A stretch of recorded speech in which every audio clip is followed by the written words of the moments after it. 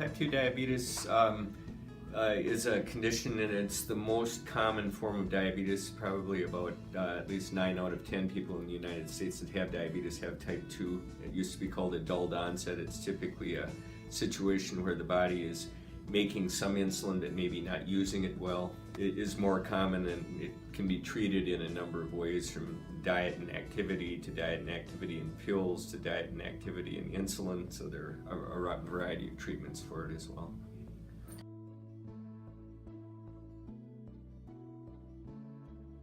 Now we are seeing adolescents with diabetes as well. So it used to be in the older days thought of as something that happened to people after about age 40, but now we have people in their 30s, 20s, even in their teens that have it.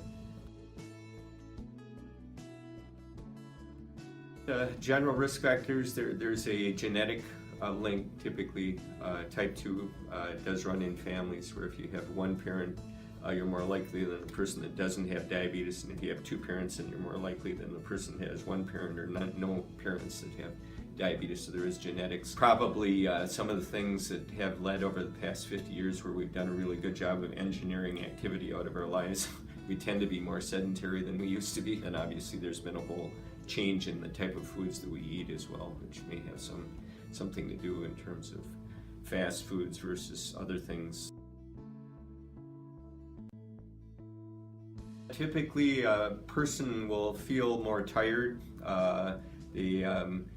With type 2, we would think increased thirst, increased urination, increased hunger.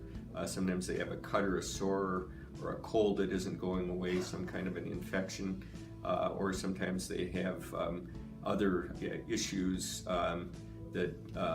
like numbness and tingling in their feet, which might be something called neuropathy if we're related to diabetes. It's the kind of the first little inkling that something's going on.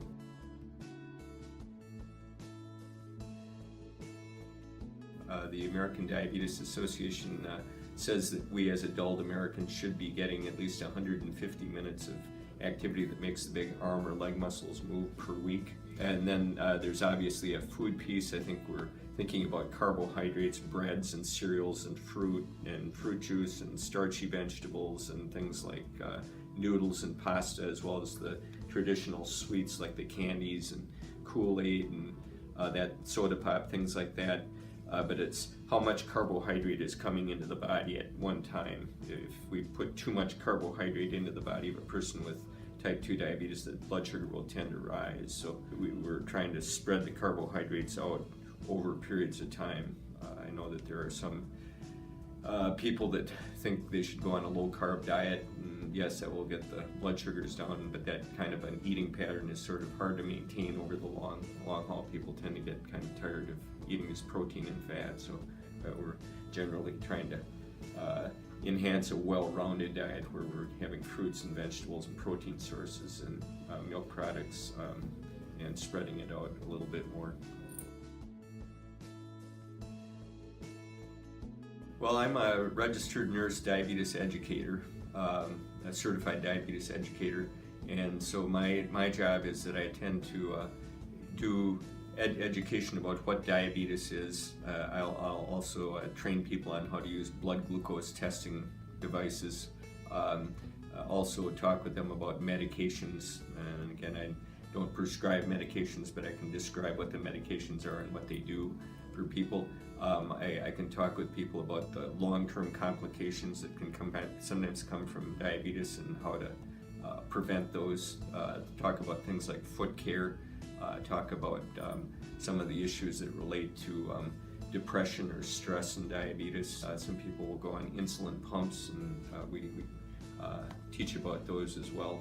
And then there are other things like glucose sensors that we have some people wear that are reading blood sugars every 5 minutes, and we can train people about that. We work closely with registered dietitians. They do more of the specific food-related things. In our department, we have dietitians and we have certified diabetes educators there. We think that diabetes, for better or for worse, is a lot of it is self-management. Again, people come to the clinic, and yes, physicians and providers are important because they're managing the big view and thinking about laboratory tests and other medications and things and they're thinking about other health concerns that the patient may have. But the day-to-day management of diabetes is done by the people at home. I mean, they're the ones that are determining what they're eating, they're determining whether they do physical activity, they determine things like whether they smoke or not. Smoking will tend to increase insulin resistance, which will cause higher blood sugars, and then, you know, they determine whether they look at their feet to prevent foot injuries, so a lot of it is we're training people to try to manage their diabetes well, because again, most of diabetes management is what occurs day to day at home. We want people to live good, healthy lives, and the basis of that is starting with food and activity and getting appropriate amounts of sleep and other things that, you know, we always should be doing anyways.